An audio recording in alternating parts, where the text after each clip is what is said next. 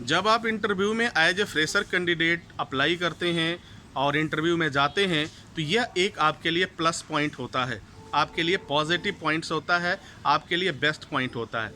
Dear students and my dear friends, welcome back once again. आज मैं इसी बात पे चर्चा करने वाला हूं और आपको बताऊंगा, क्योंकि आपने पूछा था कि सर मैं एक फ्रेशर कैंडिडेट हूं, मैंने कई बार इंटरव्यू दिया है और फिर हमें कॉल नहीं आया है।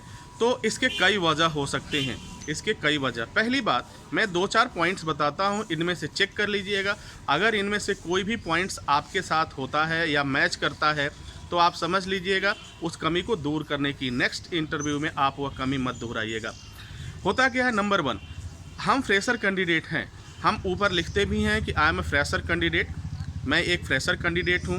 उसके बाद तुरंत आप लिख देते हैं but I have 1 year experience also.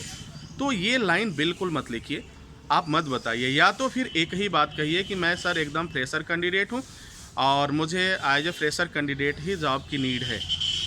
यह आप बात बताते हैं तो आपकी कई गलतियां जो हैं माफ़ हो जाती हैं। कई गलतियां आपकी गलती नज़रअंदाज कर दिया जाता है, यह मान करके कि एज ए फ्रेशर कैंडिडेट आप एक फ्रेशर कैंडिडेट है। लेकिन आप जब दोनों बातें मेंशन कर देते हैं कि मैं फ्रेशर भी हूं और मुझे एक्सपीरियंस भी है, नंबर 1 ये गलती। दूसरी गलती क्या करते हैं आप कि आप जो है किसी दूसरे की सीवी को उठाकर कट कॉपी पेस्ट कर लेते हैं, केवल अपना नाम बदल लेते हैं। जैसे मान लीजिए सेफ्टी फील्ड में बहुत सा डिपार्टमेंट है, बहुत सा जॉब रोल होता है और उसी तरह से हर एक जॉब में अलग अलग जॉब असाइन होते हैं, उनके रोल असाइन होते हैं, उसके अकॉर्डिंग वह सीवी बनी होती है।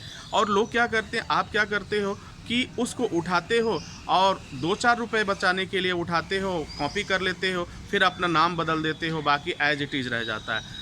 अब इंटरव्यूअर जब पूछना शुरू करता है तो नीचे की जो लाइनें होती हैं वो तो फिर एज ए एक्सपीरियंस होल्डर के लिए होती हैं, लेकिन आप एज ए फ्रेशर जा रहे हैं, वह तुरंत समझ जाता है कि आपने इसको बनाया है अपने लिए, ये काबिलियत आप में नहीं है। दूसरी गलती, कभी भी इस तरह की बात ना करें।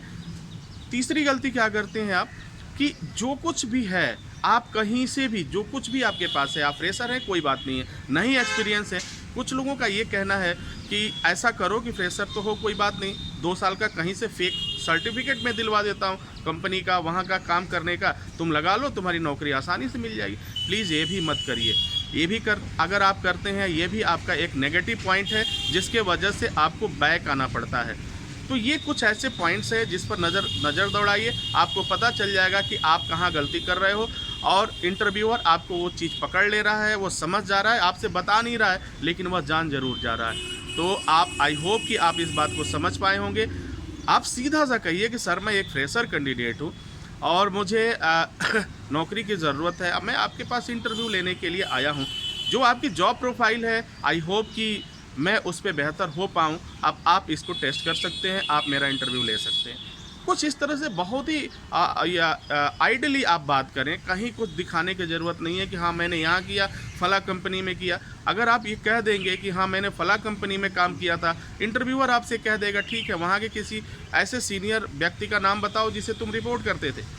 अब आप बता ही नहीं पाओगे, और फिर उसके बाद अगर बता भी दिया कुछ नाम वगैरह तो फिर कहेगा ठीक है उसका नंबर दो, उनका नाम बताओ। तो देखो, जो काम किया है वो तुरंत फटाफट बताता जाएगा, उसको याद भी होता है, लेकिन जो काम नहीं किया हुआ है वो नहीं बता पाएगा। तो ये तमाम गलतियां आप न करें और फिर आप देखिए, तो फिर आप जाएंगे, डेफिनेटली आपका सिलेक्शन होगा और आप पहली बार में सेलेक्ट भी हो जाएंगे और आपको जॉब भी मिल जाएगा। तो आई होप कि आपको आपके क्वेश्चंस का जवाब मिल गया होगा। इसी के साथ इजाज़त चाहते हैं, नेक्स्ट वीडियो में पुनः हाजिर होते हैं। तब तक के लिए wish you all the best. Thank you for watching, thank you for learning.